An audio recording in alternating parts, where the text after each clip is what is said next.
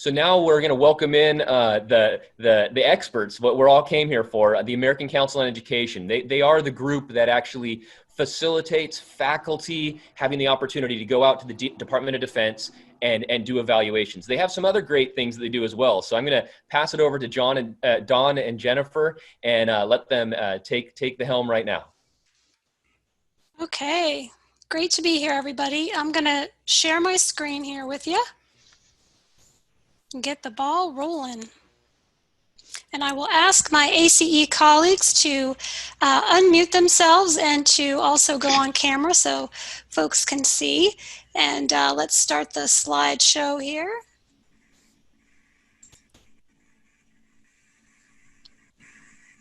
Okie dokie. Can everybody see the slide view? Looks good. Okay, great. And you can hear me okay? Loud and clear. Excellent. All righty. So I'm going to, first of all, turn it over to my colleague Jennifer to kind of give you an overview of the session, and we'll do some introductions and everything from there. Jennifer? Yeah, thanks, Dawn. And thanks everybody for attending the session today. I think we've developed a session that is going to provide quite a bit of information for you, and we will have some opportunities for you to ask any questions that perhaps we haven't addressed in the presentation. Just to let you guys know, we've developed a presentation based on frequently asked questions that we've heard from other faculty members at other institutions. And so what we hope is that you'll have most of your questions and answers answered through the presentation, but we'll certainly have time to discuss additional questions and concerns that you might have. We're going to begin by going through some introductions. We'll give you an overview of the program that we facilitate. We're going to turn it over to our faculty members who will introduce to you in a few moments to give you a great idea of how they do the work that they do, including more information specifically about the evaluation process that we facilitate as ACE. And then we're going to leave you today with some tools and resources that you can use to do the work that you're going to be doing on your campuses. So we're really looking forward to partnering with you in that process. Let me start by introducing myself. My name is Jennifer Kotzman. I'm an Associate Director with the Learning Evaluation Team at American Council on Education. Been with the company for about 6 years, doing work like what we're going to describe today.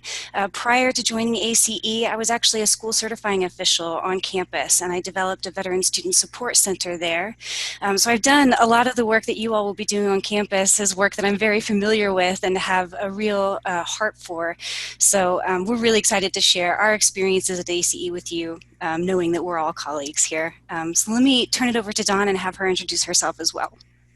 Hello, everybody. My name is Dawn Light. I'm also an Associate Director with ACE Learning Evaluation. I'll kind of work backwards. So I got my start in higher ed focusing on the military about 20 years ago. I married a sailor, so I have to confess I'm a little bit biased to the process.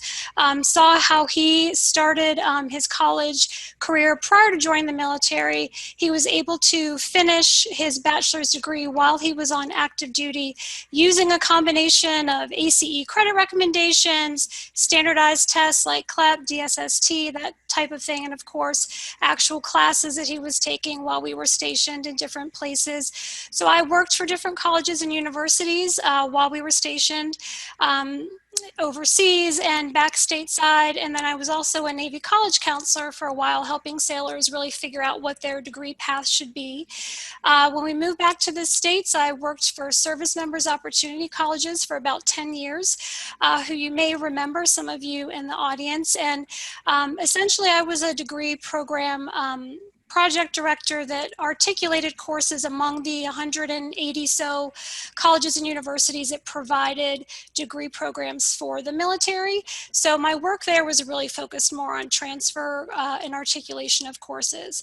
And so that was really rewarding. And then I came to ACE about 8 years ago and have really enjoyed leading these reviews with our wonderful faculty, who I will let introduce themselves next. Well, I guess moving left to right, if that's okay. There you go, David.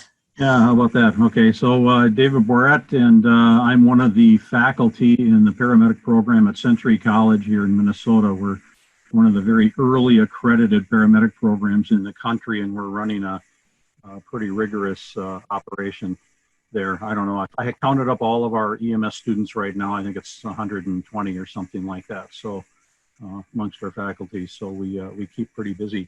My background is that I've been the bio actually for the ACE. I have to update it. I see is that I just very recently retired after 40 years from street duty as a paramedic. So I put my time in out there. So I'm continuing to work on the education side and drag these young people in through that program. And so we're cranking out some high performing paramedics as quickly as we can, especially under these particular circumstances. The rest of my background, I've been in education, I've been in operations management. More recently, I've updated my certification to what we call community paramedic. And this is where we're sending paramedics out in the field to see people and keep them at home rather than transporting them to the hospital. So we can take care of their issues like an old-fashioned house call. So that's very beneficial. ACE calls on me when they have programs, medical programs, particularly involving emergency medical type items. So with that, hand it off to Joy. Hi, thanks, David. I'm Joy Cooper. I'm an assistant professor of business at Texas A&M University in Texarkana. I've prior to going full-time with A&M, the A&M system, I was a professor for a community college. So I have experience in delivering instruction in business and economics from the undergrad all the way through grad school now. And I've been an ACE reviewer since 2008. So I've done I've been on the road a few times. Just a few. Thank you. Hi, I'm Dr. Matthew Gonzalez from San Antonio, Texas, where I'm the cybersecurity program director remotely for the University of Charleston, West Virginia. I've been there for about 5 years now.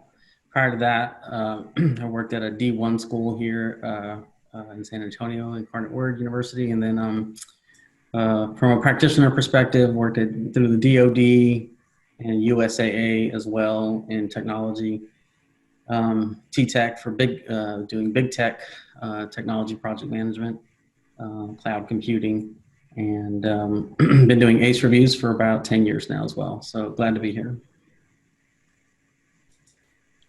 All right, thank you guys. Thank you so much, Matt. So we would like to start today's session with a little bit of a question for the faculty who are attending the session today. We're going to utilize the chat feature for this question that we have for you. And in order to help the ACE team make sure that we're addressing your responses, we'd like you to start your chat with the term learn equals, and then answer the question that we've posed here for you today. We'd like to know why you were motivated to attend the webinar and specifically what you're hoping to learn today. Like I said earlier, we've developed the presentation in hopes that we'll be able to answer all of your questions through the regular presentation, but we want to make sure that at the end of today's time that we leave as much time as possible to answer any additional concerns or questions that you might have. So we're going to move forward with the slides, but just remember that we'd like for you to start in your chat box with the word learn equals and then tell us why you're here. And then we will be able to hopefully address any questions or concerns you might have later. And Jen, just to add to that, as you can see in the picture, we wish that we could be here in person. We usually like to do this kind of as an icebreaker when we're in, on-site workshops where we're all around the table and we're talking and chit-chatting, what do you hope to learn, and then kind of circle back. But we're all in this virtual world now, so we're going to do the best we can. Jennifer and I will do our best to monitor the chat as we are also, presenting and dealing with the moderation and stuff. So if we don't get to a specific question that you've asked, we will definitely get that transcript and make sure that we come back to you and get your questions answered. So just bear with us if there's a delay in getting to your question. Great. Thank you so much, Dawn. And I can see responses already coming in. Thank you guys. Keep doing it. And we'll come back to this one in just a few moments. So we're going to start today by talking a little bit broadly about the work that we do. We'd like to give you an overview of our program. And to begin with, we'd like to give you a little bit of history on ACE as an organization. ACE started actually in 1918, really as the Emergency Council on Higher Education, and it was founded specifically to help World War I veterans re-enter the workforce upon returning home from battle. From there, we continue to grow the program exponentially over time. In 1944, we launched the Guide to Evaluation of Educational Experiences, now known as the Military Guide, and we're going to talk more about that later on in today's presentation. And we continue to expand the work that we did, and in the 70s, there was another big sort of iteration to the program. We started reviewing occupations, specifically not just the course training that military members were getting, and we also added or expanded the program to include non-military reviews. That started in 1974, and that's the team that I've been primarily working on. So let me give you a little bit of background. While we are primarily here to talk about the military training programs that we offer, we did want to just briefly mention our sister program that started in 1974 for non-military evaluations. We review Fortune 500 companies very similarly to the way that we review the military training. We work with labor unions, government and state agencies, and other training providers. You all may have seen CLEP and DSST recommendations from that group. But the work is very, very similar to a military evaluation. So the process that we're going to talk to you about today is very similar to the process that you would see for non-military training as well. So just wanted to let you know that we've got two types of experiences that come out of the work that we do.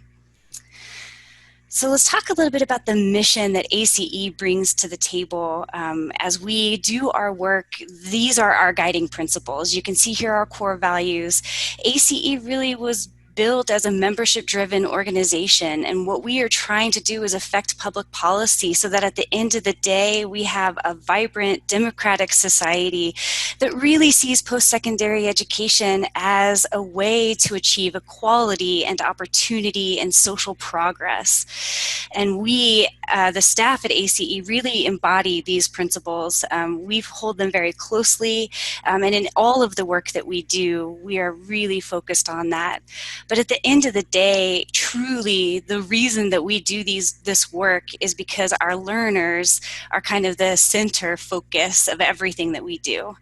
So when we are completing our work, we are really attempting to meet at the intersection of post-traditional student needs by increasing access to the tools that are going to help students complete degree programs and therefore, in our minds, enhance their economic mobility, which will just help all of us as a nation.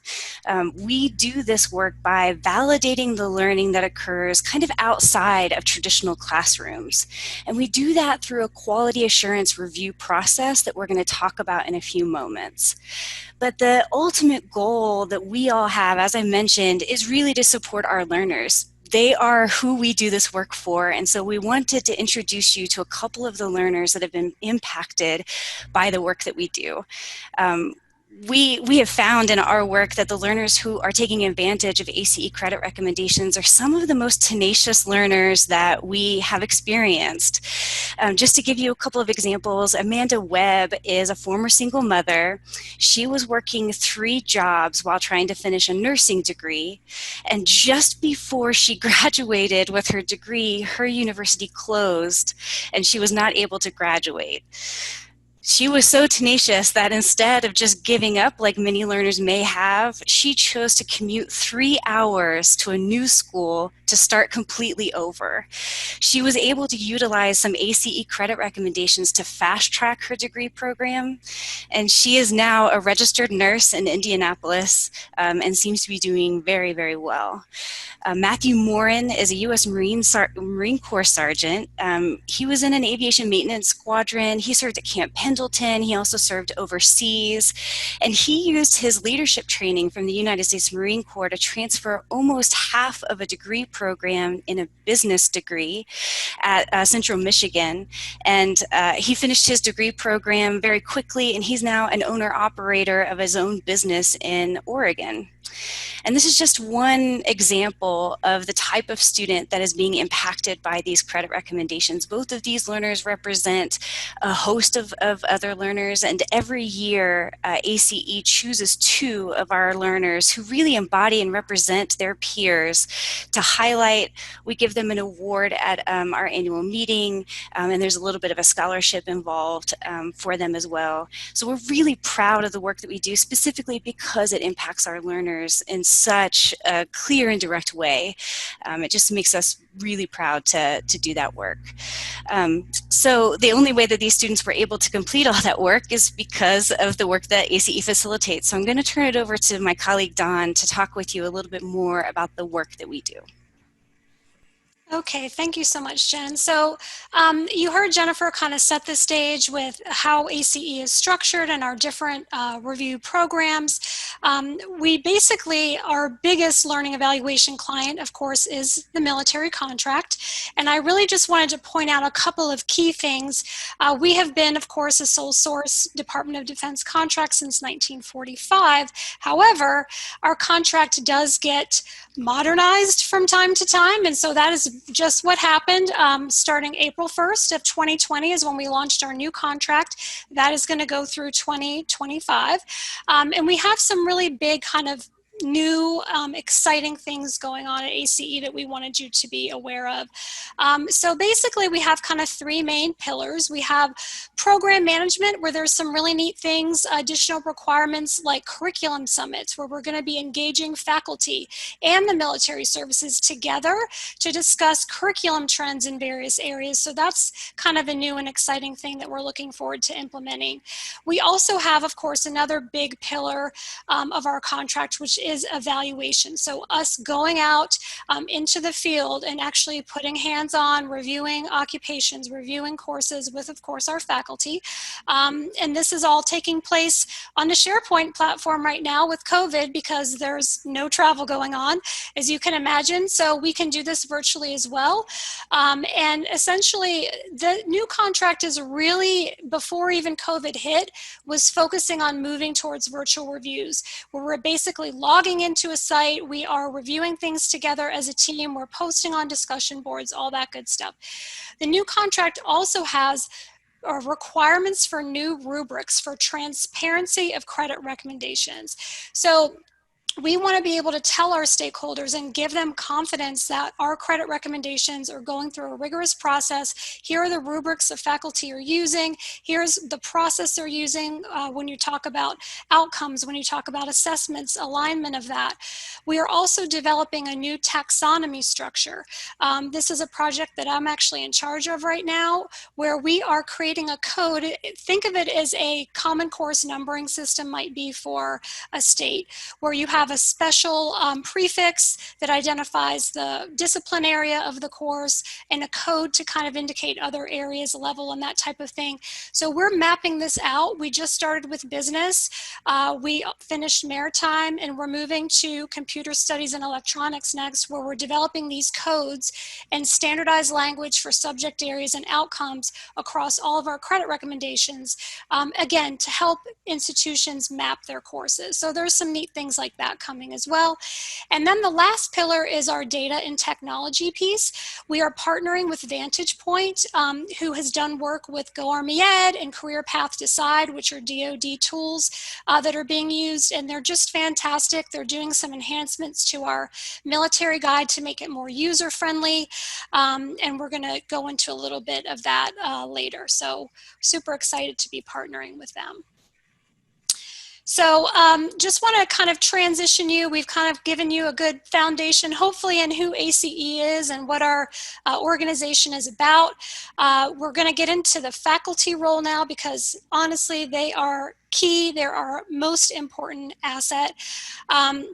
So a common misconception that we get is that Jennifer and I are sitting back, in our ivory tower making credit recommendations, but that is not the case. We are not crafting these credit recommendations. We rely on faculty experts to do this, like Joy and Matt and David. At least 3 faculty must come to consensus for every credit recommendation, and often in practice there's way more than that because these military courses and occupations are so complex. We generally have much larger teams than that, but that's the minimum that are coming together, and they're making these credit recommendations together. So we encourage you to check out our portal. It's acenet.edu/evaluators. There's all kinds of good stuff in there, testimonials, nitty-gritty details of serving on reviews. You can see from the pictures there that we have a good time also.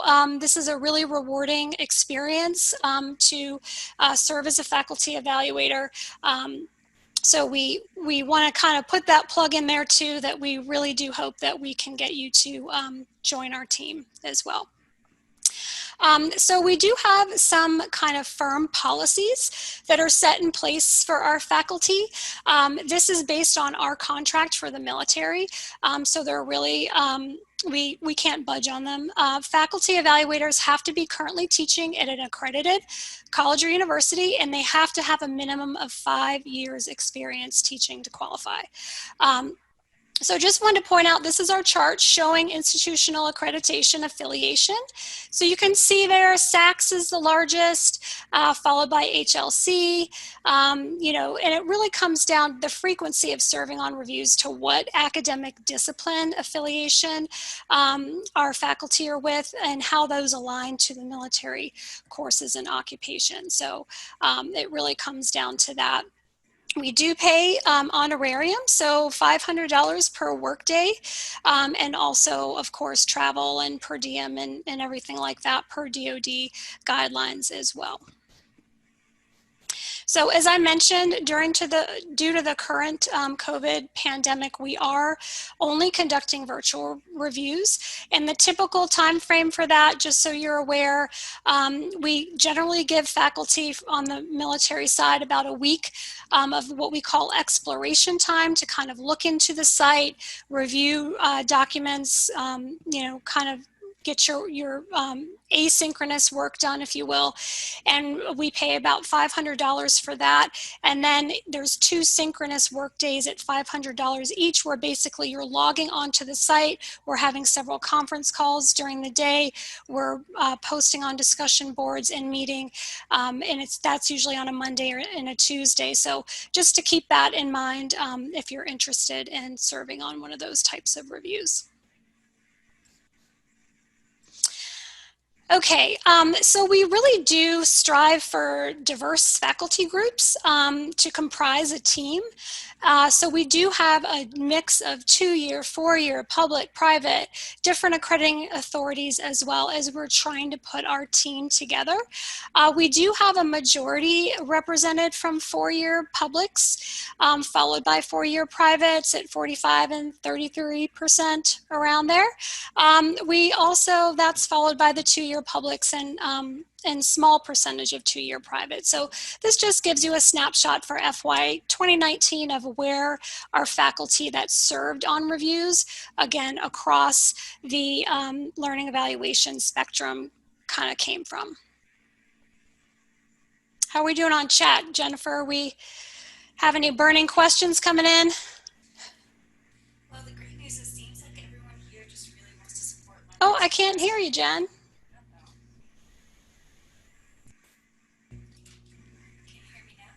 No.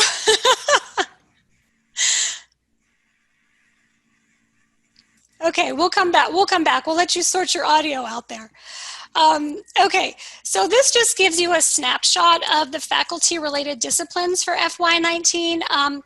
These all are aligning again with military courses and occupations. So you won't see many humanities-related areas on here, which kind of makes sense, but there's a huge span, from aviation to veterinary technology. I would say our most popular areas that align to military reviews that we see on a fiscal year basis are going to be aviation, electronics, business, computer information systems, intel, homeland security, criminal justice, logistics. But we also need faculty in all areas because those specialty areas like petroleum engineering technology or like mortuary science or vet tech or maritime, those are smaller and we might not need those faculty as often, but they're just as important and they're actually really hard to find. So we're always recruiting for those kind of smaller discipline areas as well.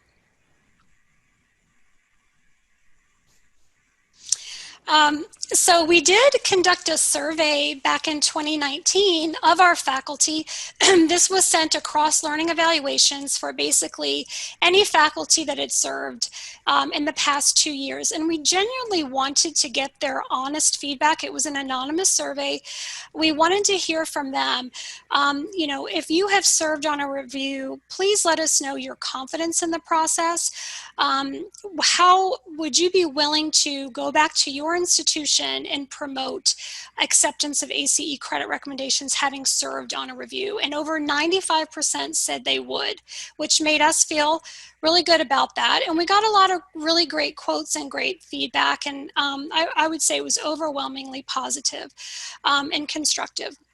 So some of the things that, you know, are kind of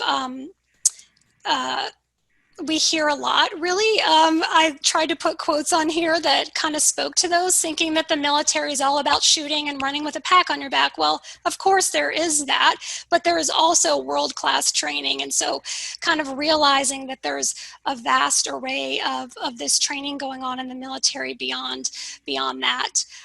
Also getting, you know, the faculty on board.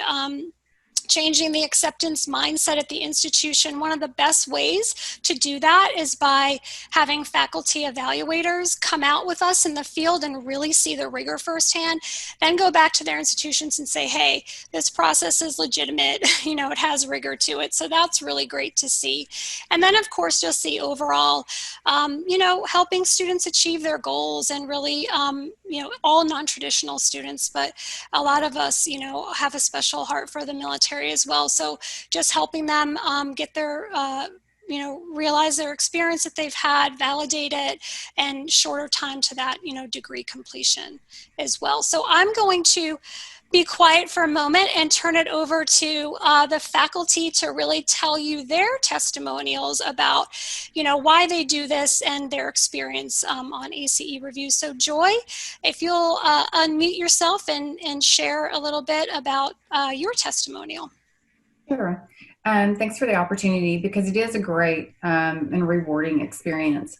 My dad was a member in the Air Force. So the military has always carried a special place in my heart because I did have close family members that served. And, you know, this gives us an opportunity not only to provide service members a way to take advantage of the coursework that they're going through. Of course, that's a big driver. And two, it gives us an opportunity as faculty to step out of our classroom and to see, number one, how it's done in other places, and then what are the components. You know, sometimes I feel like faculty talk and write, and we are the ones that read each other's articles. And it's great to get out in the field and to remember, you know, the main outcomes of what we're delivering. And this provides that experience for continuing education along with the benefits to the military service members. Great. Thank you so much, Joy. Matt, would you like to go next? Sure. Yeah, so much like Joy, both of my parents were in the military, both were in the Army, which is no surprise why I live in Military City, USA, here in San Antonio. And my father was a recipient of ACE credit recommendations. He received 27 hours recommendation. So basically his freshman year was done with. And so he wound up finishing his degree at the age of 50 now, much like the adult learners. are today. So I always kind of wonder how that happened, and got recommended from another colleague of mine about ACE and being an evaluator, and I was pretty latched on quickly.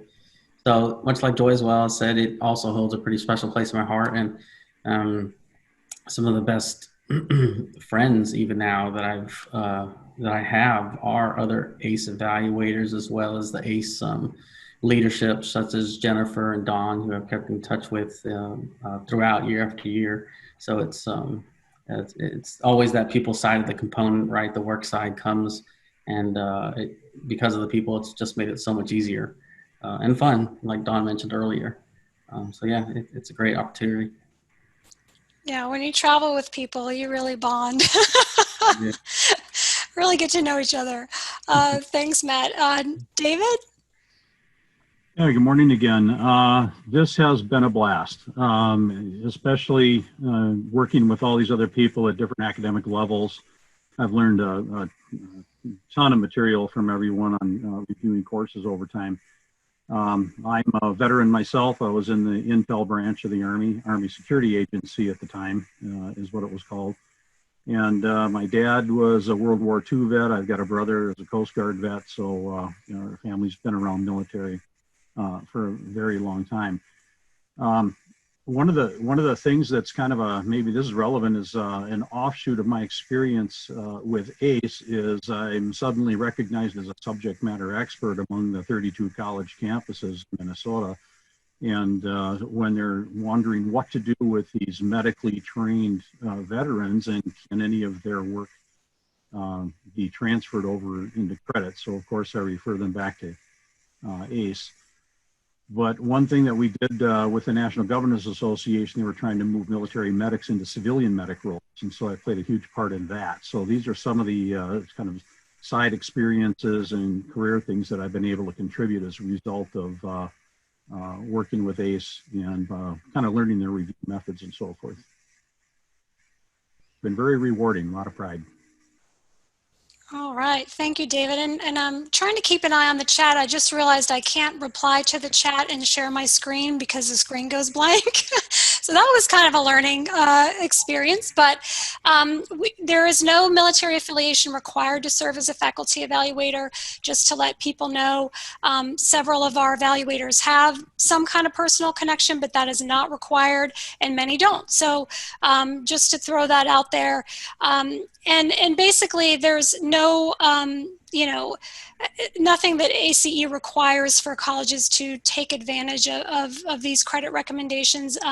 These are, out there on our military guide. They will populate the service members' joint service transcript, and we basically just recommend the credit. It is really up to the colleges to decide how they are going to apply that and interpret it based on their own institutional policies. So there's, nothing required beyond that.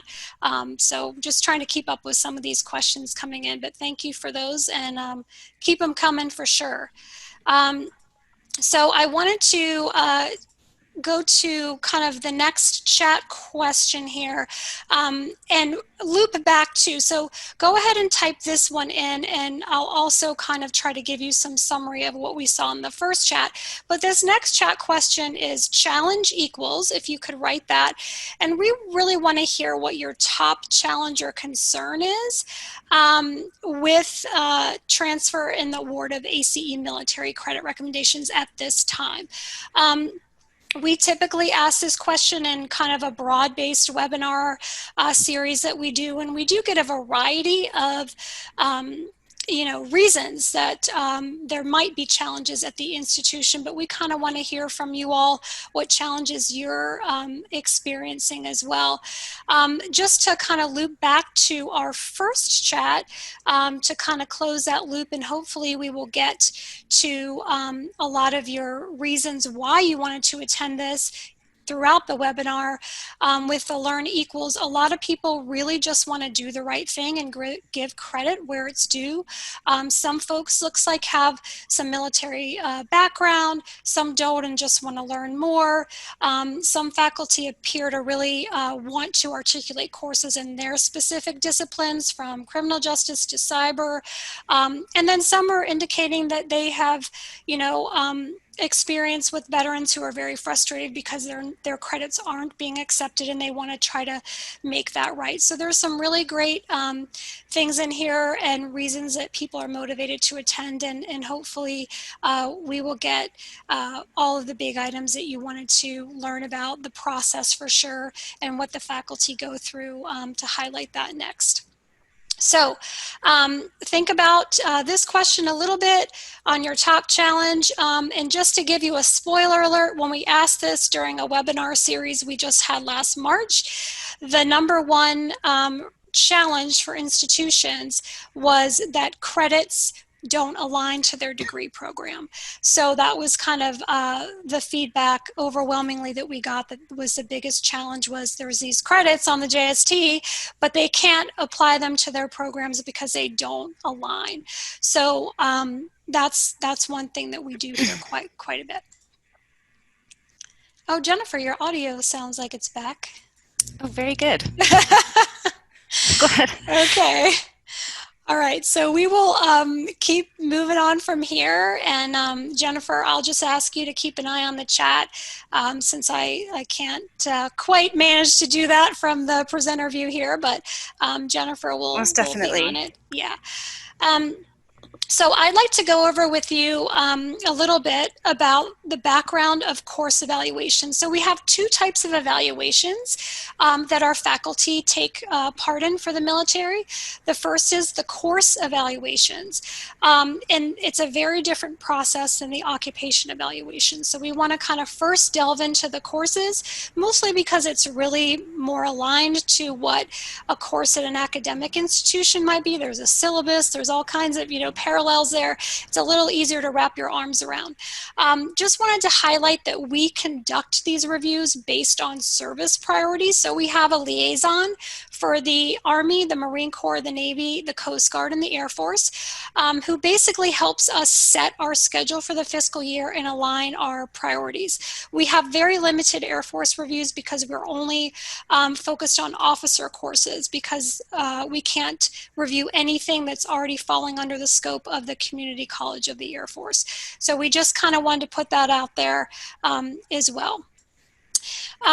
There are several factors that must be in place before ACE can even look at a military course. So those of you that might be familiar with a joint service transcript, you might see a lot of courses listed that are under other learning experiences that ACE has not evaluated. And the reason for that is because our contract stipulates certain criteria that must be held even for us to begin looking at a course. So there has to be a central authority for the course that kind of blesses it. So basically for the Army, it's TRADOC, for the Marine Corps, it's TCOM, for the Navy, it's NETC. They have to kind of fall under a central authority. They have to have formal assessments. They have to be at least 40 academic hours at a minimum, firm identification of the student, those types of things. So some of these professional military education type courses that are really short don't fall under that scope, and so we can't review them. We also have priority, of course, for enlisted folks, but we also do a limited number of warrant officers and commissioned officers courses as well. So another kind of misconception, a lot of folks are like, oh, these, Army MOSs are behind. They haven't been reviewed for 10 years. Why hasn't ACE done anything? We don't pick and choose what courses or occupations are going to be reviewed. That's up to the military services, and it's really based on their ops tempo and their priorities. So we just kind of go where they tell us to go, and we map out that schedule with them. So just wanted to make you all aware of that. And so kind of moving on to the course review burning questions that we get, really, how are these credits that appear on the JST or the military guide coming to be, or ACE staff determining them, what materials are being reviewed, how can we trust these credit recommendations?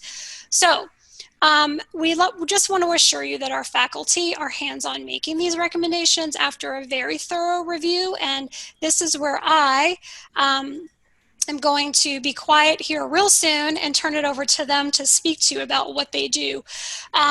It really does start with the SIP codes from the Department of Education, and so when you apply to be a faculty evaluator with us, we look at the courses that you are currently teaching, and we map those courses to SIP codes from the Department of Education. We also map the military courses that come into us when we get documentation like what we call the POI or their syllabus. We get those in and we map those to SIP codes, and that's how we can see what team construct might be required to review that course, because we can query our database and find the matches. The other neat thing is with this new taxonomy of credit recommendations we're developing, we are also mapping all of those to SIP codes as well, and the 6-digit SIP code. So 520201, business admin, we will map our subject areas to that as well. And again, it's just going to enhance your ability to search things and map them appropriately to your courses.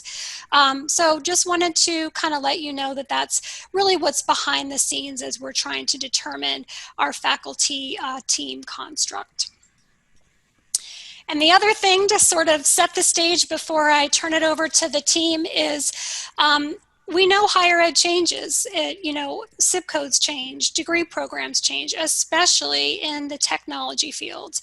So the objective really is to align the learning that's occurring in these military courses to the current curriculum trends. And that's what we're relying on our faculty experts to bring to the table. So we know there's been shifts over the years. There's going to be things that were obsolete, 10 years ago that are new. And this is also where the new taxonomy will come into play, because it'll be a living document where we expand it. We retire things that are obsolete, and we're capturing those trends as they happen from year to year, knowing there's not one perfect, curriculum guide across the nation that encapsulates everything. You're going to have different flavors of degrees. You're going to have AAS degrees in engineering technology all the way up to engineering degrees, bachelor's degrees. So we are really trying to bring that lens and find the best match as we make those credit recommendations across the country. So this is really where I want to turn it over to Joy and really discuss how you review those materials, Joy, what you're looking at when you're making those credit recommendations. Sure. Thank you, Dawn. And just before I get going on what we do when we arrive at the military site, I just want to preface this with the logistics that go into planning and coordinating for the faculty to arrive at the military site is very impressive. So, it really takes it off of the faculty members. It's like they take all that into consideration, that we are working full-time jobs. And so when we do arrive at the military sites, we are provided an in-briefing on the courses that are going to be under our review. And after being briefed, we'll dig into the curriculum that's provided that the military sites make ready for us to review. And they're briefed on what to provide us, the course planning tools in advance. And one of the first things that we will do is to take a look at what we refer to in academia as a syllabus. But each military branch has its own syllabus. For example, the Army will call it a POI, for Program of Instruction. The Navy and what the Navy calls it a TCCD. So the Air Force, Coast Guard, Navy, Army, they all have, whatever their respective branches are, they'll have their own course planning document. But we will dig through that and look for and tease out the course outcomes that are presented in the course that we're reviewing. And when we start to dig in, we look at things, there's criteria that we use as guiding factors. A big guiding factor is the time spent inside and outside the classroom on these particular course objectives. And we'll pull out any thing like a PT time or anything that's really military specific, that's not academic specific. We pull that and just ignore that portion, recognizing they're training for a mission. We're there to look at the academic portions of the course and the curriculum and what the objectives of that course are. And we'll review all the materials. We look at things such as textbooks, handouts. We consider all instructor materials and technology that's used to deliver that course, as well as any things that guide the student, such as handouts, manuals, textbooks. And we'll look at all collectively how this curriculum aligns to what's offered in a traditional academic course. If a course is particularly technical in nature, we will look at the laboratory or review any type of simulation if it's necessary for that particular specialty. And we would do that and look at the lab or the training site while we are on site at the military installation. So the reviewers consider what type of alignment these objectives and course materials have with what's commonly found in academic courses. We also look at how the installation, how the military instructors measure those course outcomes. Assessments are a large component of what drives any credit recommendation.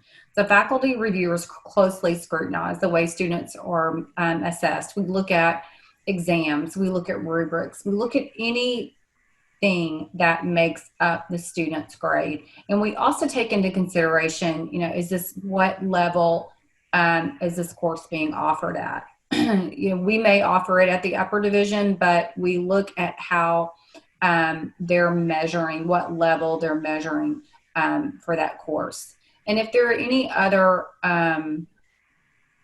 considerations that we need to take into consideration to compare this, to get this to compare to what's offered in an academic course.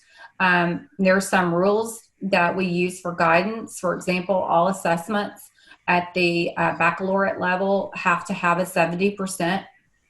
So there's, if a course were to be complete or incomplete, we would need to see that this reaches a grade. What is the course grade? And so if it's not 70 or above, it's not considered. And then any graduate courses that were potentially being reviewed for potential graduate credit would have to be, the level of achievement would have to be at 80%. All right, thank you, Joy. So definitely it's a deep dive, looking for we ask for 100% of the course materials, and we definitely dive into all of them. And sometimes, as you can see in the picture, I think that's you, Matt, we get some neat tours also of facilities, because some of these really technical courses too, you really kind of need to get the hands-on look at what they're doing in the labs, or how this is working and functioning, and so those are really neat when we can get those tours as well. So I'm going to turn it over to Jen and Matt to talk about the different tools. Yeah, thanks, Dawn. So we want to emphasize today that one of our primary alignment methods, as we're sending our faculty teams out into the world to look at these training programs, is Bloom's taxonomy. That's kind of our primary alignment method. But we use that along with a host of other resources that we've developed to help us make consistent credit recommendations. And that includes rubrics, many other tools. And as Dawn mentioned earlier, as a part of the new contract that we've been awarded, we are developing a standardized taxonomy that's going to be associated with SIP codes, and that should help in the assist you all in mapping credit recommendations at your colleges and universities. But Matt, can you maybe talk a little bit more specifically about the tools that you're using in the field to make sure that our recommendations are as consistent as possible among the evaluation team? Yeah, sure. So like with anything in academia, we usually, as a faculty, like to start with Bloom's taxonomy. And every review we do, the ACE associate directors such as Dawn and Jennifer, they'll always give us a copy just to refresh our memory in case we forgot what Bloom's taxonomy looked like, this is what we're standardizing on. But we go further from there just based on our industry discipline. For example, if we're looking at business courses, right, in addition to Bloom's, we might consider what is single and double A CBSP standards looking like.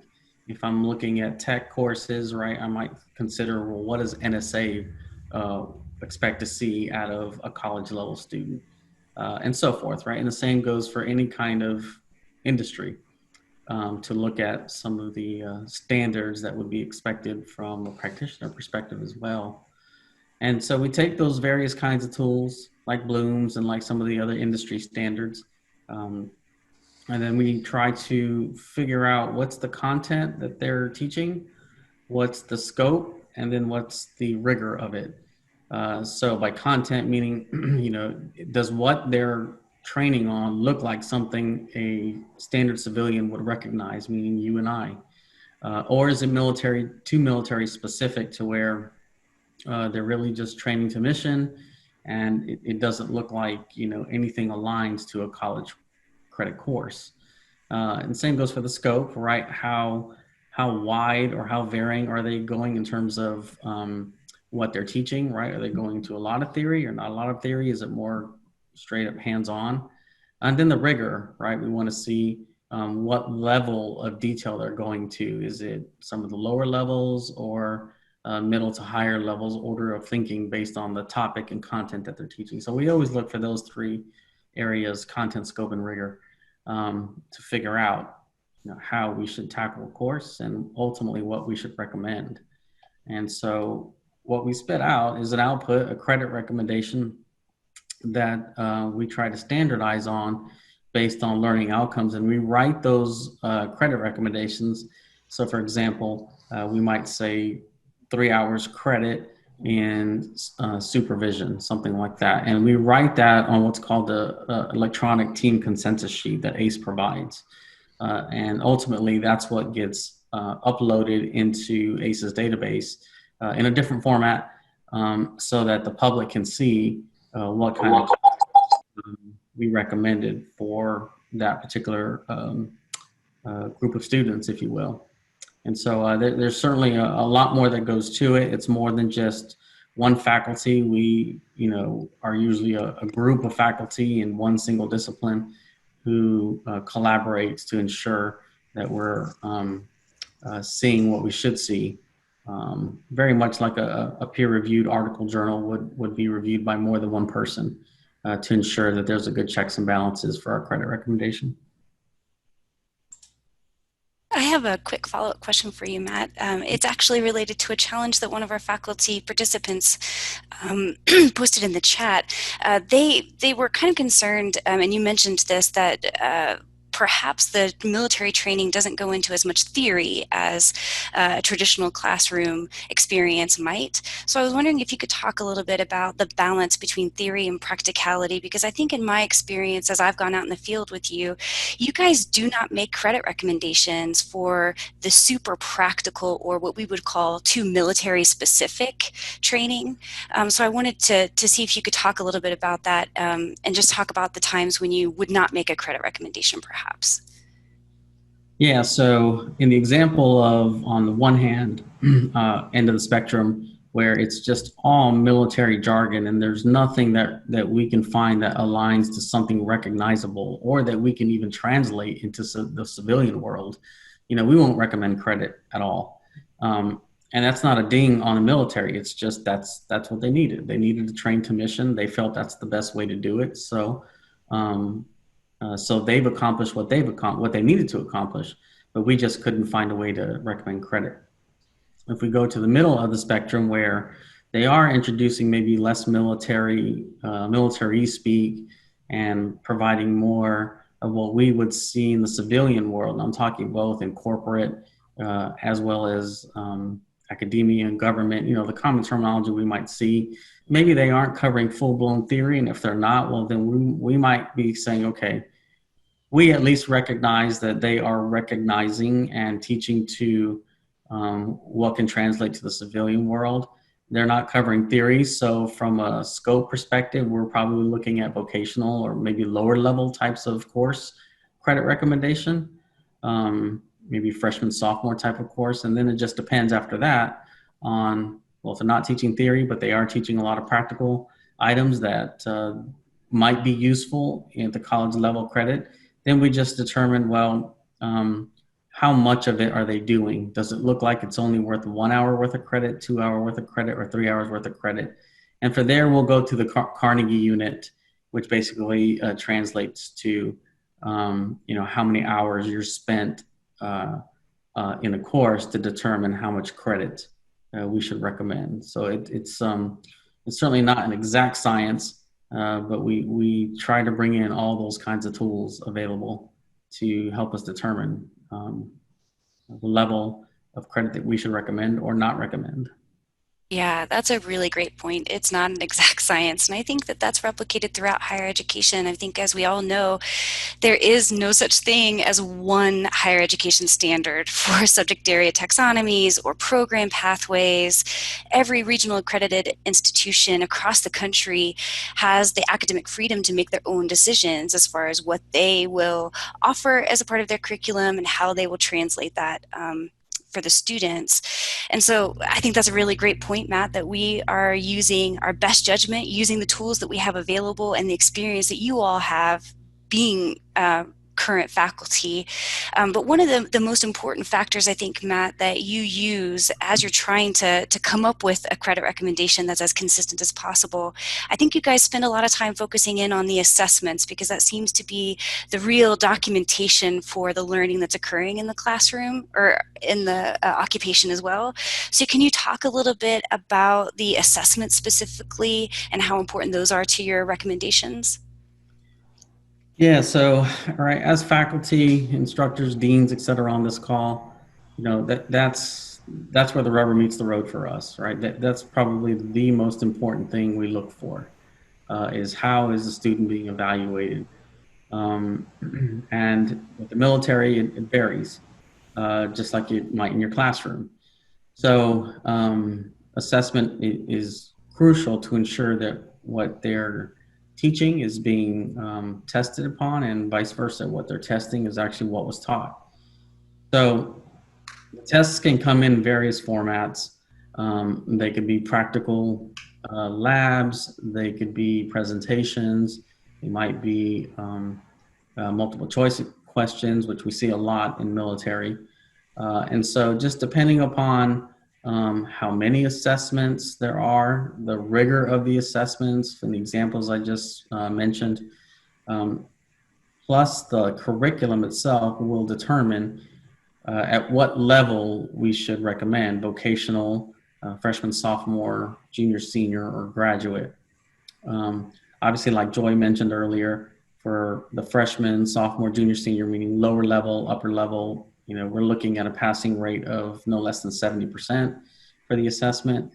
As we go in the upper levels, right, we want to start hopefully seeing that they are covering theory, they are perhaps writing papers, doing some research, and then at the graduate level, it moves up to 80%. And at that point, we really do expect to see a lot of theory, more research, more papers. So at that point, you're not really seeing multiple choice exams, et cetera. And so the varying of assessments just depends on the course. With military, it's not uncommon, for example, to see a death by PowerPoint class and then one multiple choice question or one multiple choice exam at the end, right? And depending upon the rigor of that exam, it may be a really, really strong exam where we say, yeah, this does look like something that we could see teaching ourselves and giving an exam ourselves. We might recommend credit for that. But on the other hand, there may be no assessments. And then typically, if there are no assessments, we don't recommend credit. In my own personal case, I actually like to start with the assessments first and then work backwards and then look through the course material.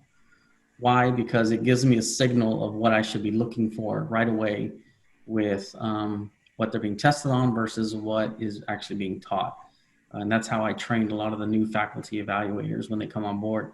But every evaluator has their own method. Kind of like we said, there's no exact science to it. And somewhere in the middle, we will meet when the three of us come together and figure out, okay, were the assessments rigorous enough to look like they're actually testing to what they're teaching? And is it the kind of test we would expect to see at the collegiate level? And based on that, that's how we use assessments. We don't always get the assessments right away. They're actually usually one of the last things we get, but there's always plenty of course materials for us to review in the meantime until we do get the assessments, because, you know, much like yourselves, military likes to keep their assessments under lock and key. And so it can take a little while to get those, but we do get them. And if we don't get them, kind of like we mentioned, we usually don't recommend credit. So hopefully that's helpful. Yeah, sometimes we have to give away our blood samples to get them, right, Matt? But yeah, it's definitely a contract requirement that we cannot review courses with no assessments. But then, as Matt said, sometimes they have a problem getting them to us, or there's some security issues, and so we've done all this digging in the course materials and review, and then ultimately can't make a credit recommendation because we didn't see, the proof is in the pudding kind of thing. So that's always a challenge. But okay, well, let's move on here. And Jen, I believe this is your slide too.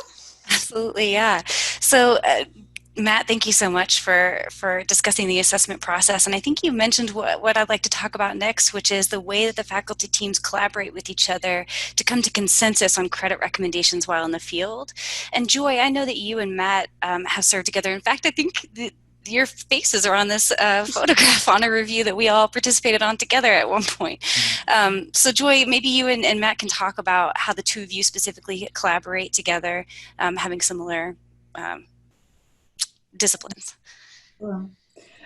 So when faculty come together for these reviews, we're coming together from different parts of the United States, and we are representing different credentialing regions.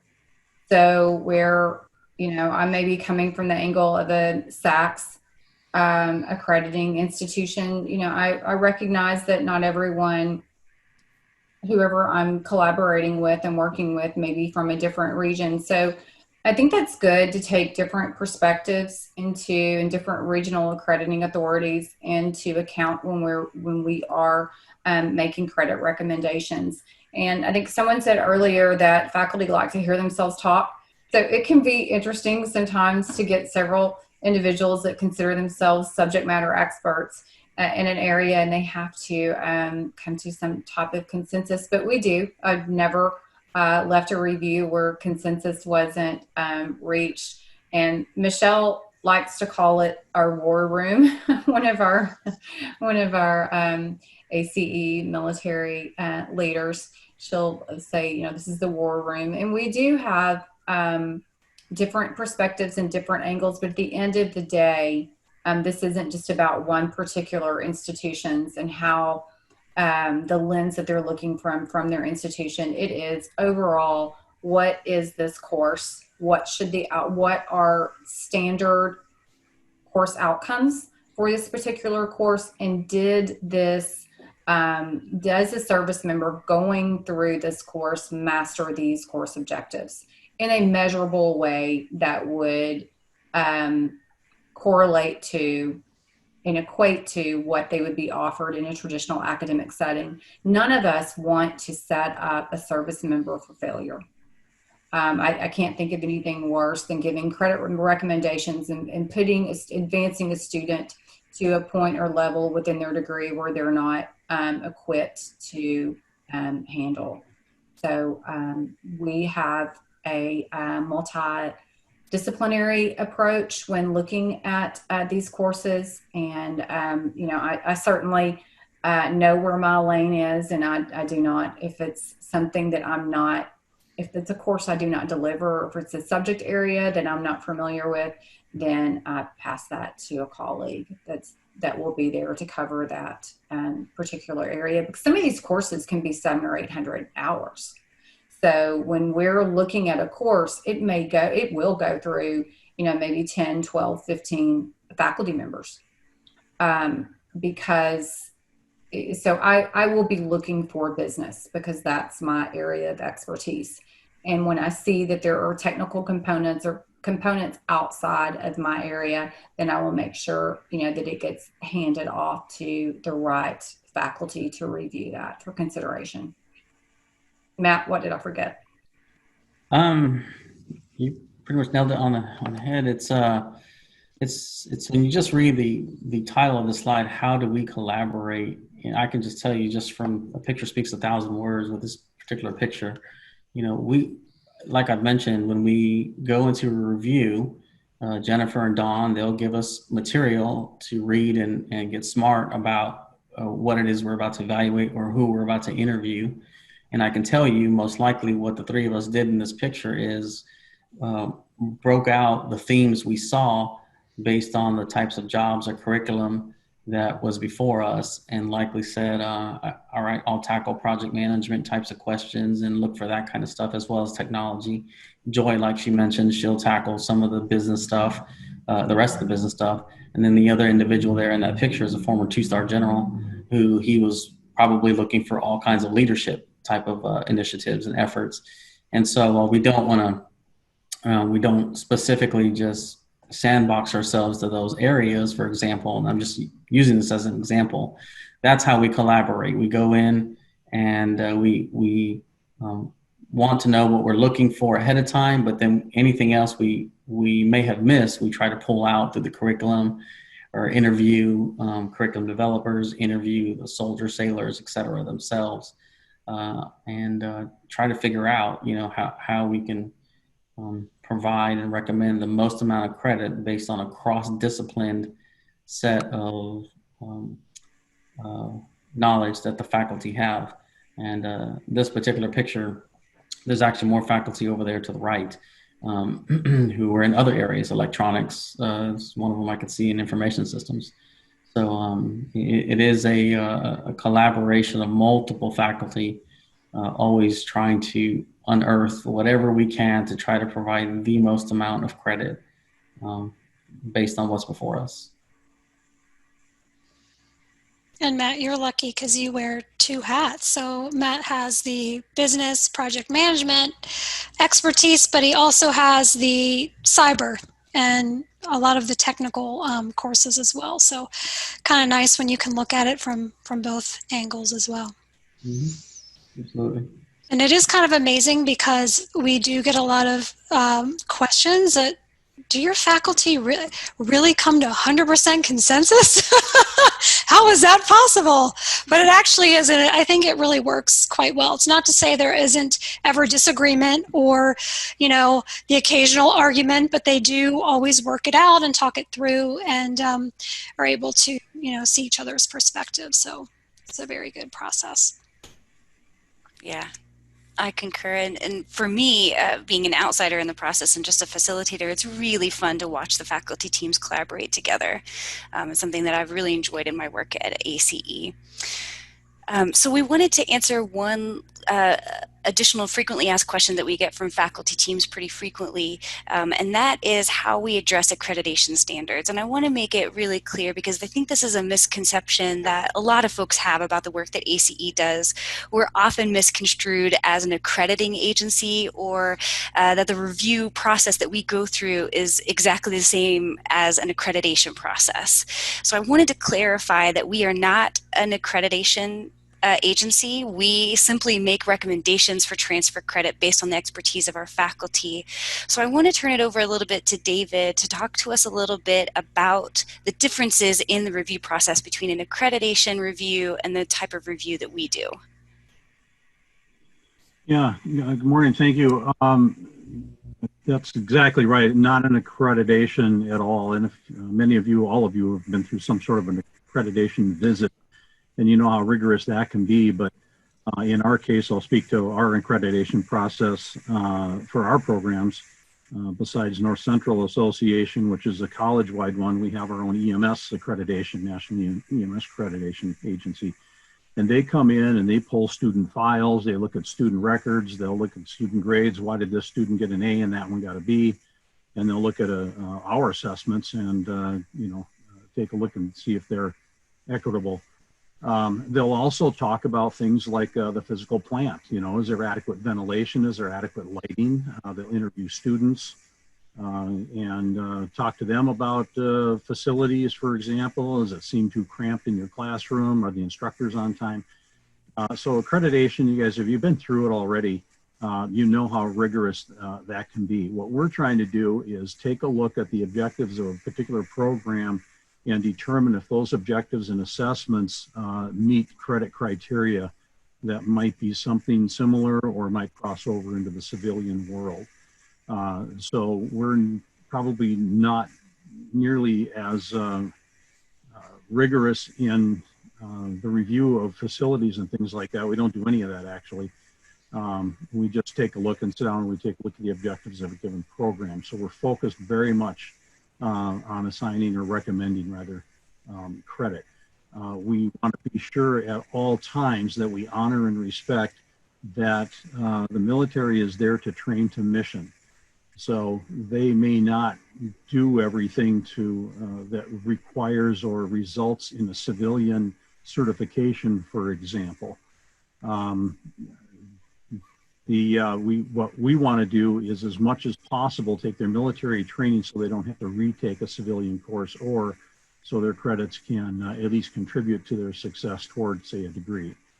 We don't do any quality assurance, and it's very important because we get asked this from time to time, is we are not advisors. We don't go on these sites and make suggestions about how they could improve their programs, whether it be didactic or in a lab environment. So that's really important. So not an accreditation inspection. Thank you, David. Yeah, and it's so important, and we've harped on this throughout the presentation, but we can't say it enough, that military is training to mission. So we, ACE, think of us as more of that suspension bridge that is going from the military to higher ed to basically draw out those comparabilities in parallel for learning that has already occurred and make those recommendations. But as David pointed out, we are not, that stamp of that putting quality on their training, and we leave it to them to train for the mission that they are putting forward. And I did see in the chat that there's a request for a break for participants, and I totally get that. I think a good stopping point might be after this, so we can kind of finish this course module piece of it, and then we can maybe take a 5-minute break for folks, and then pick back up if that works. This next review, David, you and I were on together. I was leading it. You were obviously the faculty member. I don't pretend to be one of those. But this was a course for the Navy. This was Panama City virtual review, and we had some really great collaboration on very complex courses that covered several different content areas. So David, if you want to just discuss this particular Navy course that you worked on and kind of what jumps out at you. Yeah, this is a real interesting course to review, the Amphibious Reconnaissance Corpsman. So if you don't know what that is, that would be a diver who acts as a corpsman at depth. And so they might be way down at depth or somewhere in a submerged compression chamber of some sort, and having to take care of a variety of different injuries or maladies at depth, or at least recognize that there's an issue and get a diver back to back to the surface. Anyway, that takes place down in Panama City, which is the Diving and Salvage Training Center. It's pretty impressive. We've had tours down there before when we were on site. They've got this gigantic 1-million-gallon pool, really deep, and divers are down there simulating construction and deconstruction of different things, and handling nuts and bolts and wrenches and things like that at depth. So it's a pretty impressive operation. So, but they have to have a corpsman on site for one of these dives. So what we do after you've heard about the program of instruction already, which is similar to a syllabus or curriculum at your college, and we're scouring through that. And once we're digging through that, we're looking for instructor materials, student materials. Again, you've heard all about assessments already. And then we try to write up this course in kind of a summary. So the overall course description that you're looking at might be something akin to what your college catalog would describe if this were a similar course. You already saw a couple of great images there of the review process with all those textbooks laying out there and reviewers sitting at tables collaborating. The other resource we draw upon to arrive at this document that you're looking at right now is that we can, at a request, we can have instructors drop what they're doing in their training wherever they are on base, and they're directed to come straight up to us to sit and answer a few questions.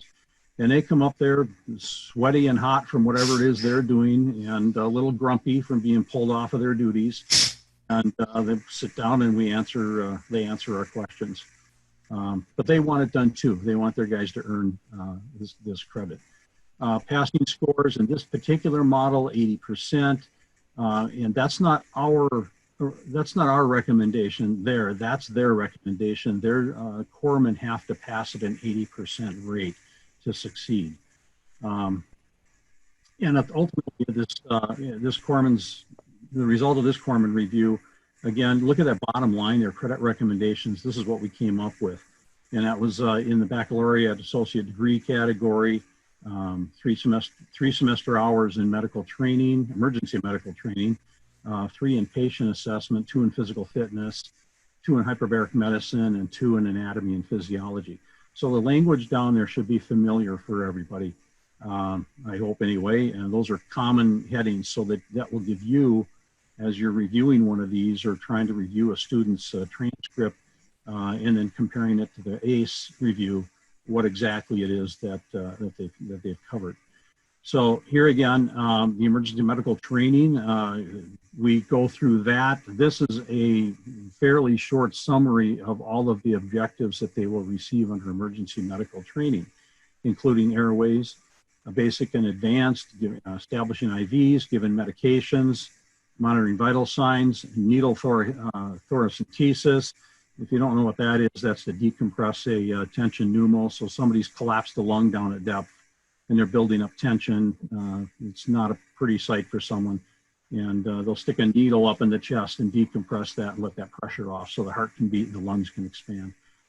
So that's an advanced procedure, for example. And then catheterization, and of all things, marine life injuries if they get bit by an octopus or something. So there's that. The assessments, when we review that, and again, in this particular case, fairly common. They use common ordinary textbooks that we might find at any other college, and we'll have access to that textbook and can flip through the objectives in that textbook and look to see if it matches up with the program of instruction or the POI that you keep hearing about.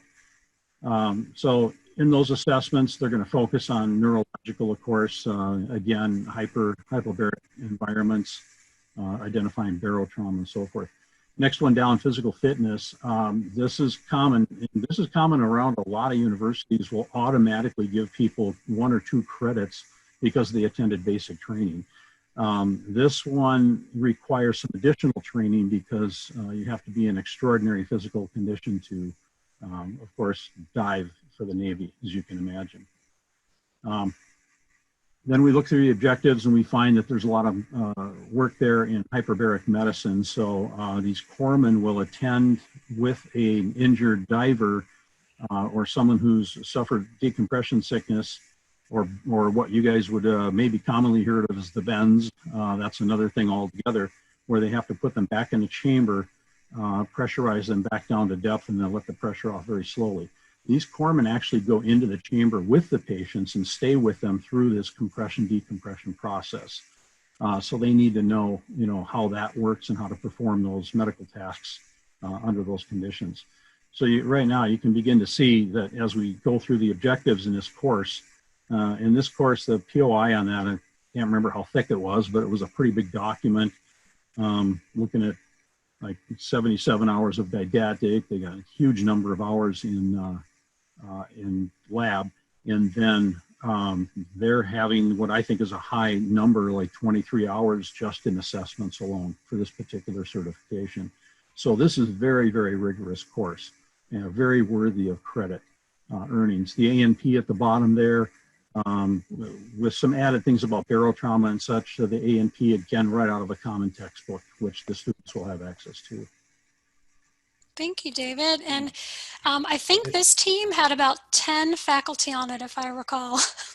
Yeah, this is a big review, and the listeners here probably military medics or the 68 whiskeys. That's a big program too, and a lot of credits come out of that one. So Absolutely. what else? I think that was it. But we are reviewing it, the cognitive and psychomotor domains, not so much affective. I think the military takes care of that on their own, just with their disciplinary process. So anyway, we're looking for any questions you have about the process. Excellent. All right, well, we are going to turn to Matt to sort of wrap us up here before we take a little bit of a breather. So Matt, can you kind of sum up the key points of the course review process for folks? Yeah, so kind of like my colleagues mentioned, it's multiple faculty for sure. What we're looking for is content, scope, and rigor, just to kind of summarize some of the topics, the learning outcomes that we're trying to map the curriculum to, that we're reviewing and ensure it's being taught. And then just ensure that, if I were talking with any one of you on this call, that in written format, I could explain to you in credit recommendation or non-credit recommendation what it is that you're looking at. For example, that example of 3 hours in supervision, right? We think that might cut across multiple community colleges. But as we mentioned, there's not always credit either for multiple reasons. One, no tests, which happens. Military just needs a trained mission, so no problem. Scope's just too limited, or the assessments just really aren't adequate enough for what any one of us would be teaching on this call and what we would expect out of our students. There's no one person making that decision saying, oh, 0 credit. It has to be a team of faculty who say that and agree upon it. So, we're usually coming from multiple disciplines. I've served on teams where there's mortuary science, food service people that sometimes I have to collaborate with, sometimes I don't. Just depends on what's before us. And so there's no true magic bullet. It's not a pure science. When you do it enough, you get used to. But I know I had to be coming on board, especially on the military side, trained up a little bit on this concept of mapping military training to the outside world. And so fortunately we have, someone like Ace and the people like Don and Jennifer leading that. So hopefully that kind of summarizes what you've heard up to this point. Perfect. Thank you so much. We do want to give folks a chance to take a breather here. So go ahead and take a 5-minute break, and we will reconvene here. Sound good, Terrence?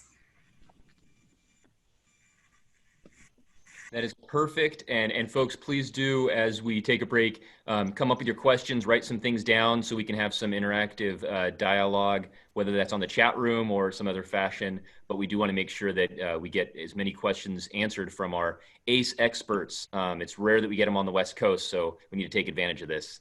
We'll be back in 5 minutes.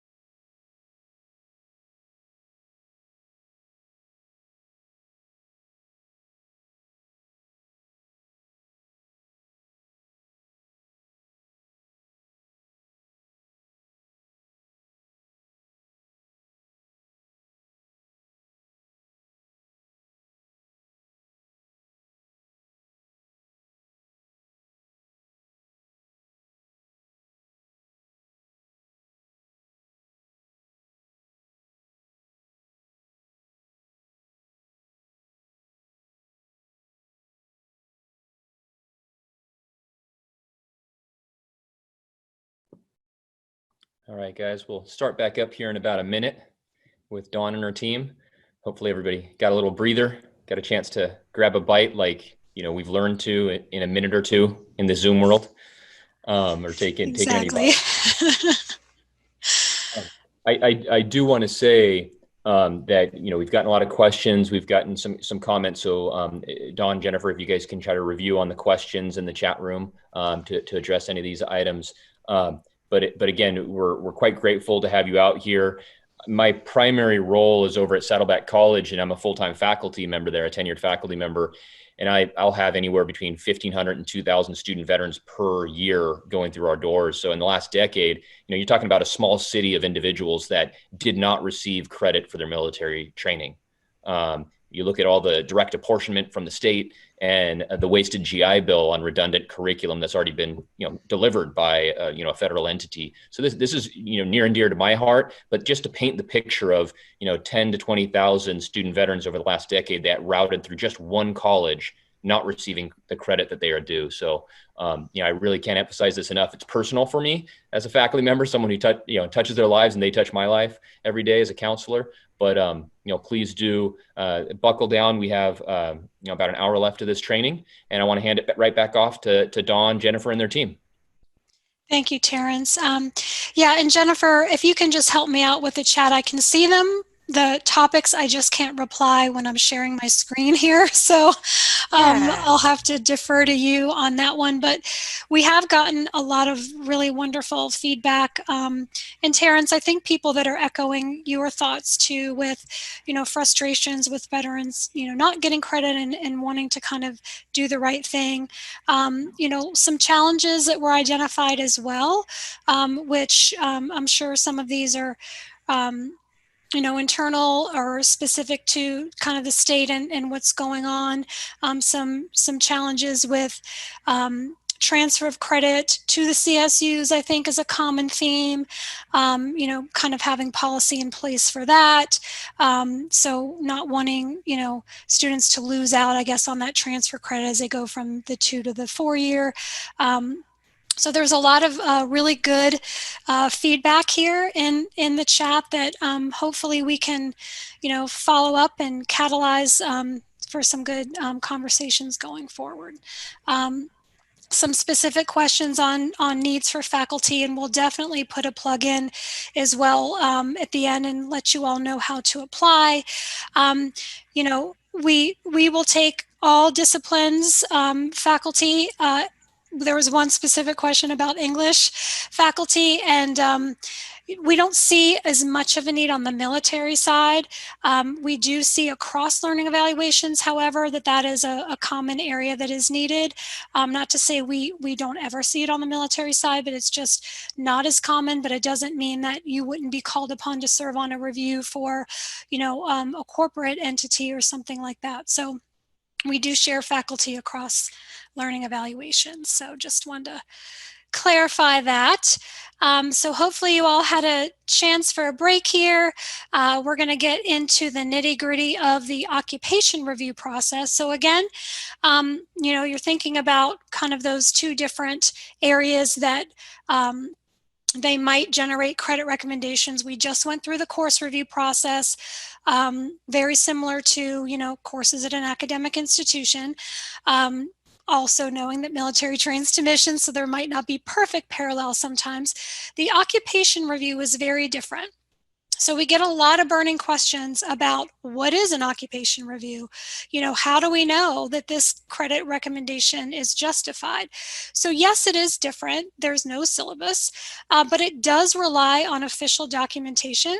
And there's also an interview process that validates the official documentation. So if you think about your institution's prior learning assessment process, this is kind of ACE's parallel for occupation. So it's really what we're trying to get at is the credit for learning on the job. So in my particular experience working, I went to school before computers were really a thing.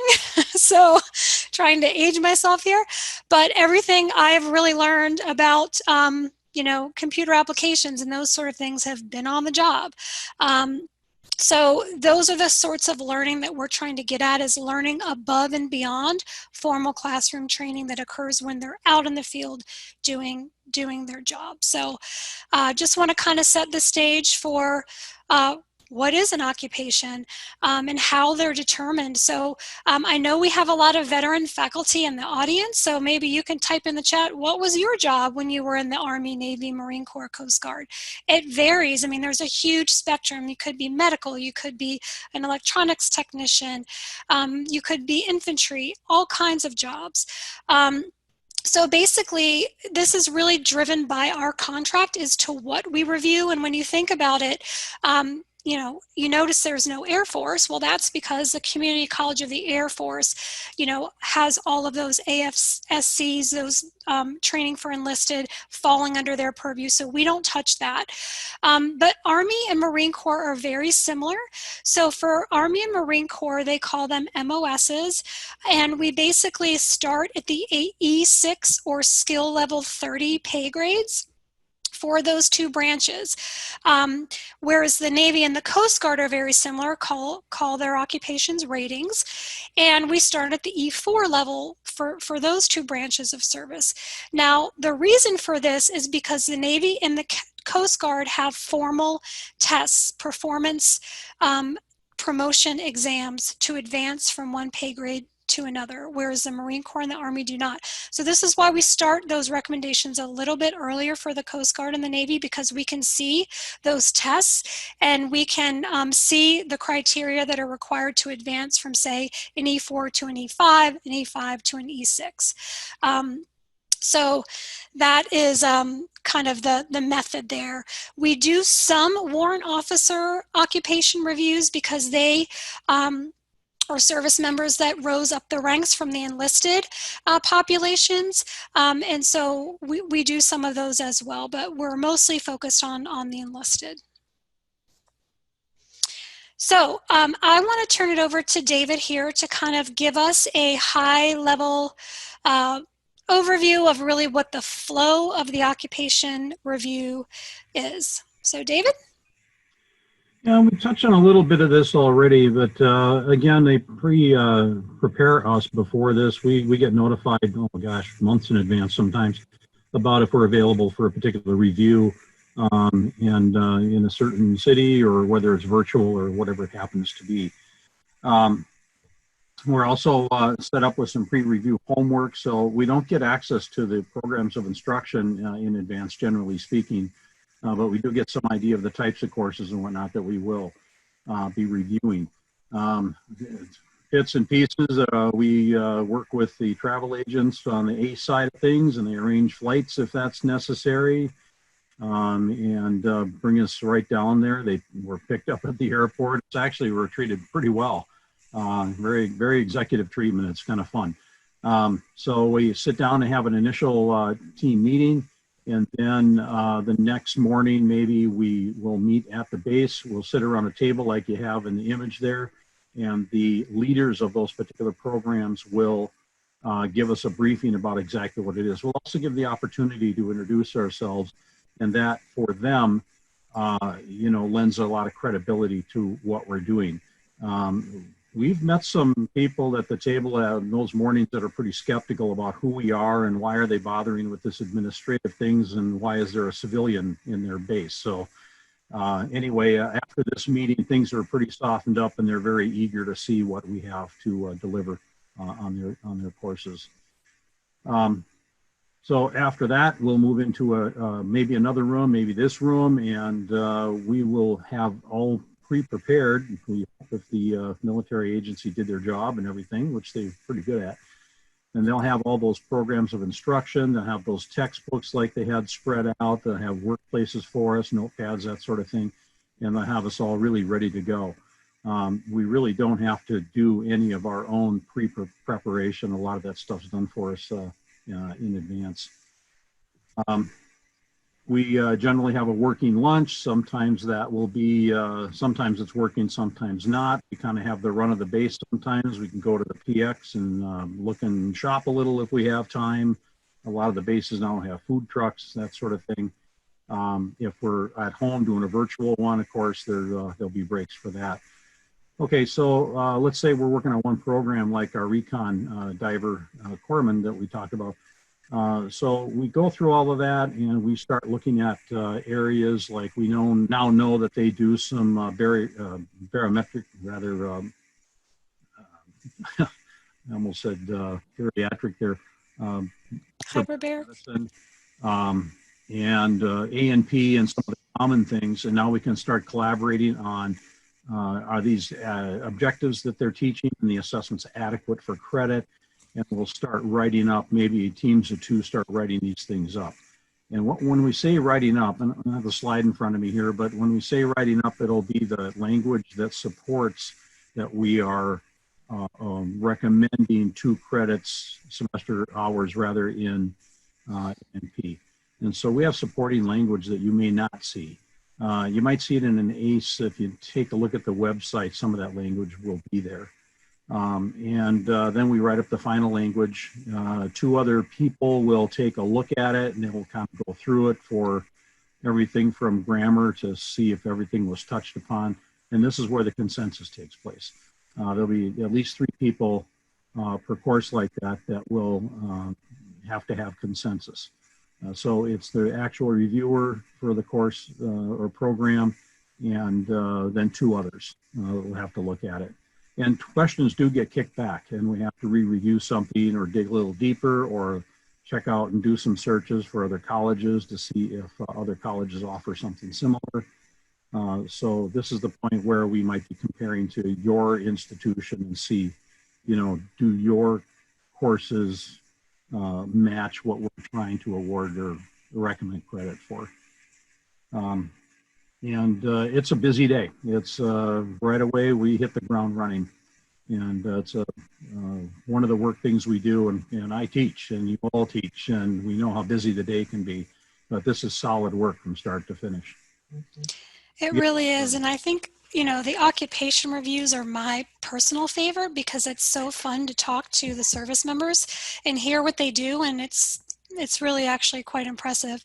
But we are trying to grapple with how to do this virtually with COVID, because we had, of course, all kinds of occupation reviews on our schedule before this all hit. And typically these are always in person because,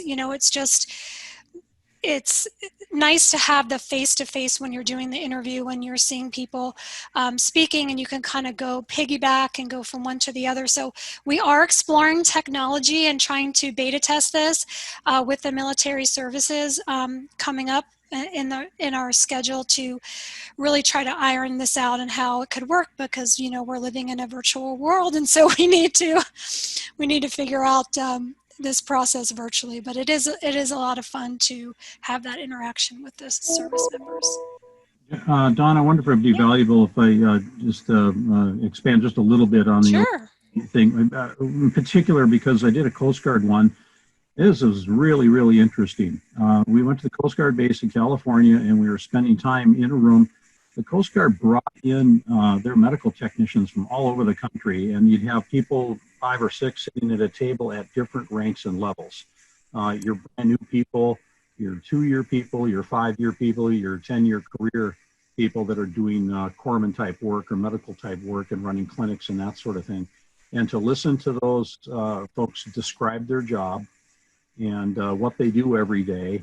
And then we get to ask questions like, well, what percent of your training do you actually use, and what percent did you earn on the job, would you say? And start to jot notes down and try to eke out college credit recommendations for that.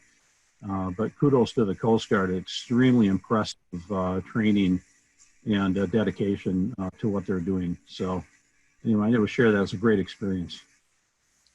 Absolutely. They are definitely rewarding, but exhausting, as you pointed out, right? That's a busy day. It really is. So David kind of painted the picture of the review process. So Joy, can you kind of explain really what makes the occupation process so different from the course review? Sure. So our main focus of the occupational review is to capture that training that's occurred above and beyond the formal classroom training. we are looking for, the faculty are trying to tease out what an individual has learned on the job, separate and apart from what that individual has learned in the classroom. So during an occupational review, faculty members will really try to carve out whether every service member that holds that particular position.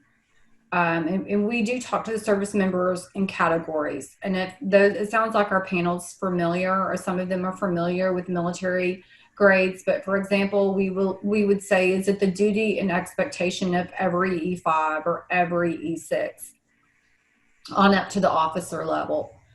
And we do this so that we can carve out those duties and expectations that's expected of every single person that's working in that pay grade. And we put a particular emphasis on that because this isn't something that we want to hear that's unique to the individual that's in front of us answering questions.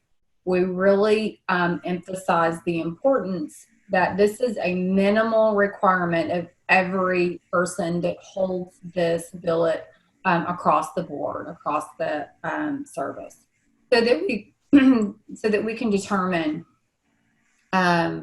what those minimum standards are, and then how they change when one would transition from an E5 to an E6.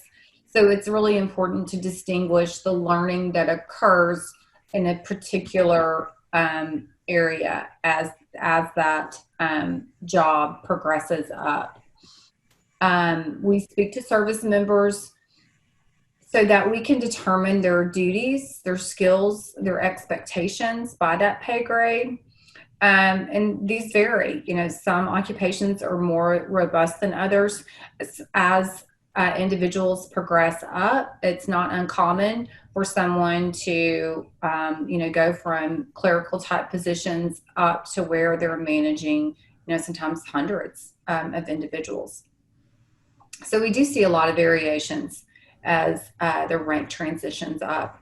In the interview process that faculty, and Matt illuminated to some of this earlier, this is a lot of strategy that goes into this before we don't blindly go into a room. We have reviewed a lot of paperwork. We're familiar with the courses that this particular person might have received before taking this position. And so we can focus on, if it's an area such as soft skills, if I were to look at management, communications, leadership, project management, in those areas, we're going to have faculty that are going to be familiar with some areas more so than others. For example, Matt is more versed in project management than I would be. So we would couple our questions and how we tackle, it's more like a conversation. We want for it to just have a conversation and to make the service member at ease so that we can really gather a lot of information with them. So during this conversation, we want to address those different abilities and skills and capture that. And it is a complex process. It certainly is, but you all make it look so easy. So one of the other questions we always get, Joy, is what are some of the questions that you ask? And we try to provide some guidance both to our faculty and to the service members coming into these interviews. Here are the types of things that you might be asked. We don't want to cause panic and feel like they're being grilled, but at the same time, there's a variety of general type questions to more specific. So Joy, can you kind of elaborate more on the interview process and how the team kind of decides on these questions? Oh, I think you're muted, Joy. Oh, sorry. So during the interview or the conversation that we're having with them, if we are illuminating and picking up that this individual spends time on the computer, we may say about approximately how much time, or in the office, and approximately how much time of your day is devoted to working on the computer. And then from that, we would maybe ask them to illuminate. We ask open-ended questions that do not require a yes or no response. So can you tell me some of the applications and softwares that you use while on the computer? Or can you explain to us what kind of briefings in writing or verbally you give, and kind of the nature and expectations that go into prep for and delivery of these verbal communications? Perfect. And as Joy kind of alluded to, we always have our management team that asks those management related and soft skills types questions about communications and how many people do you supervise and how far out are you planning. And then we have our technical team as well, because we know that a lot of what you do on the job is your technical job, but you're also managing people and doing those soft skills. So that's kind of how we approach the team construct as well. That's true. And it would be fair to add, the questions that I just asked were more indicative of a lower division.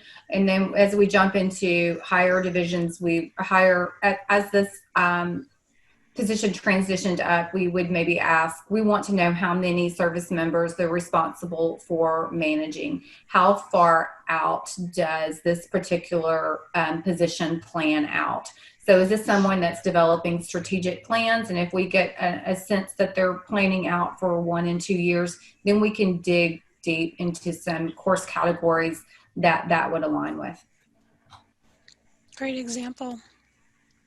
Okay, so wanted to kind of give you a specific example, like we did for the courses, of an occupation review. And Matt, I think you and I were on this review together at Fort Gordon a few years back.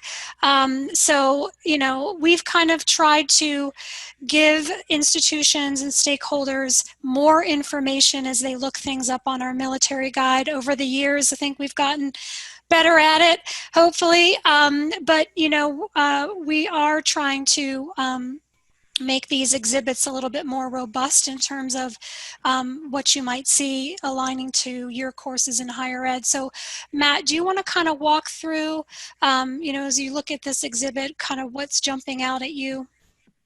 Sure. So the summary here is what's first of all at the very top, the MOS, right? That tells us kind of who's in front of us when we're about to interview, right? What their job class is, cyber network defender. And then we'll also look at the summary, right? This is their summary write-up of what they say that they do in that MOS.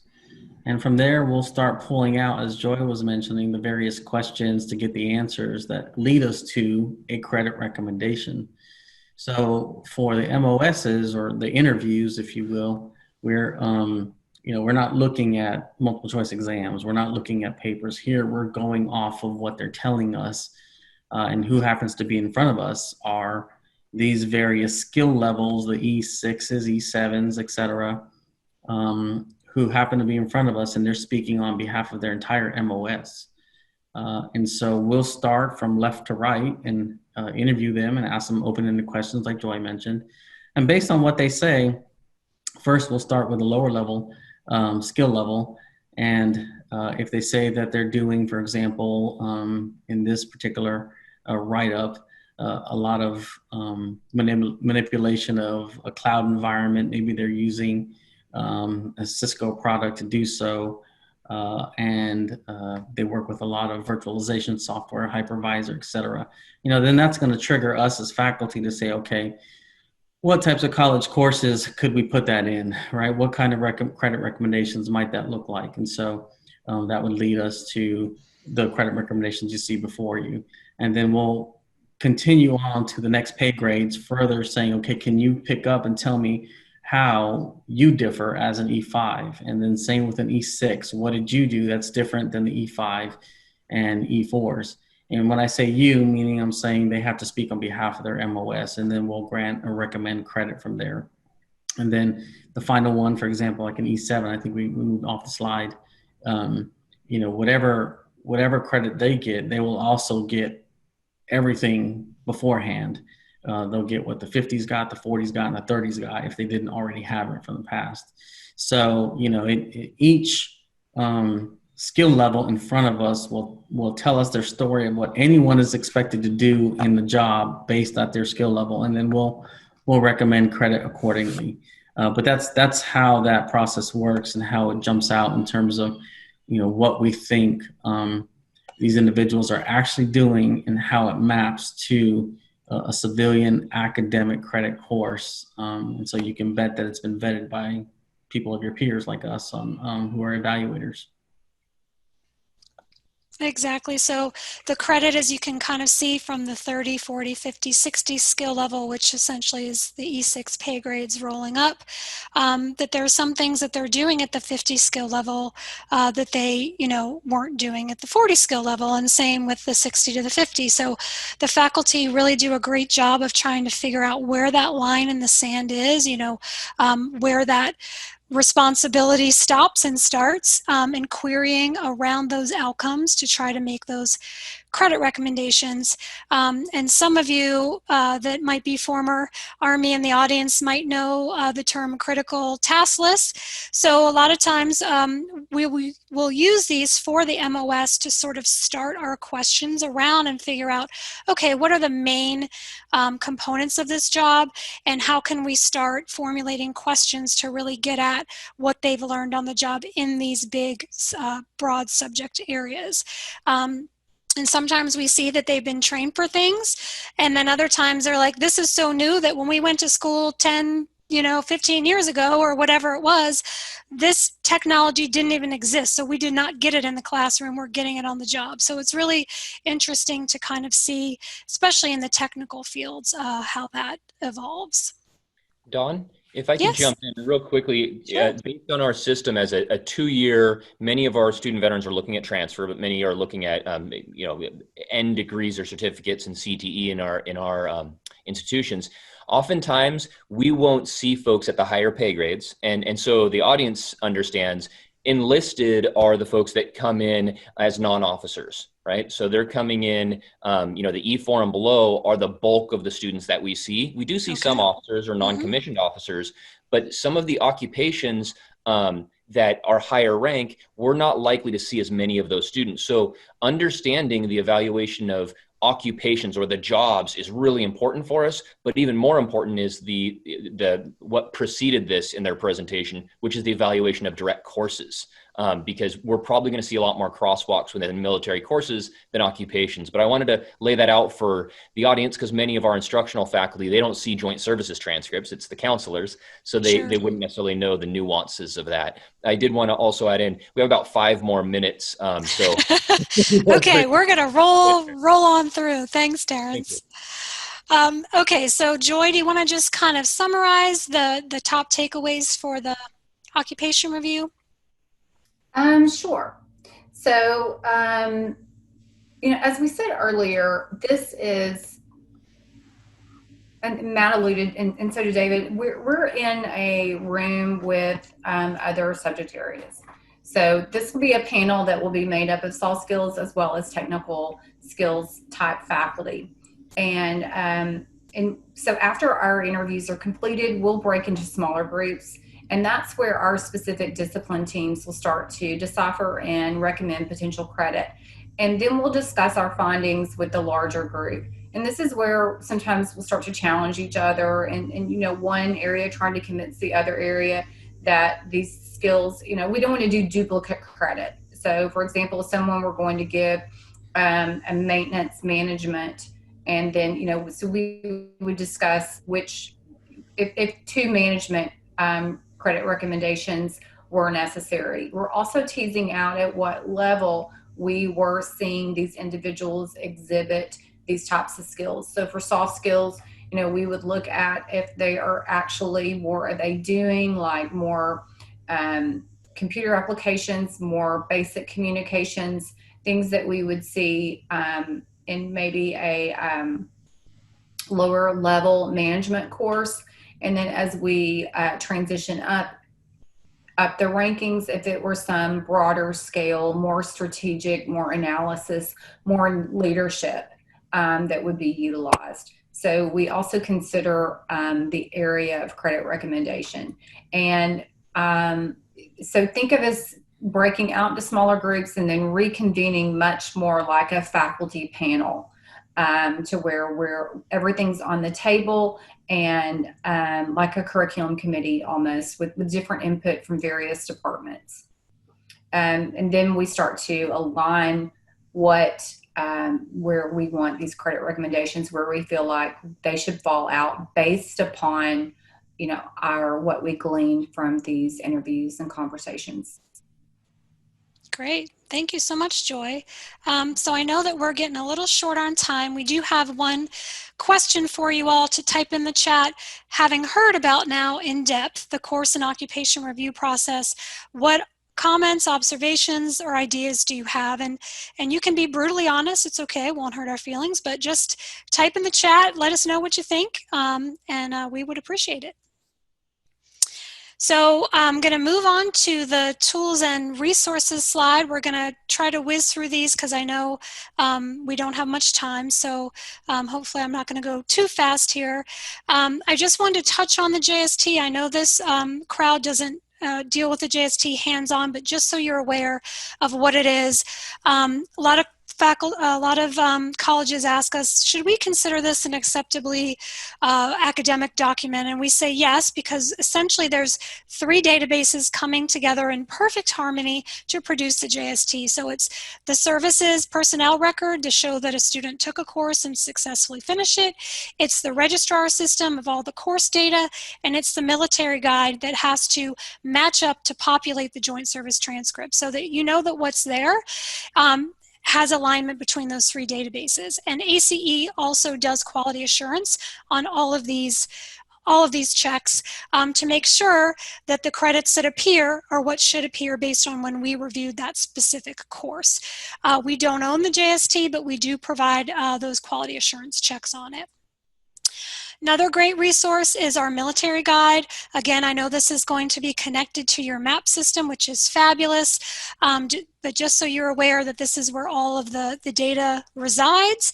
And I just wanted to put a plug for the new digital catalog coming soon. And I know some of the map folks have already gotten a demo of this from our Vantage Point colleagues, but this is going to have some really snazzy features where you can upload JSTs. It'll parse out the credits. It'll match them up to what's on the guide.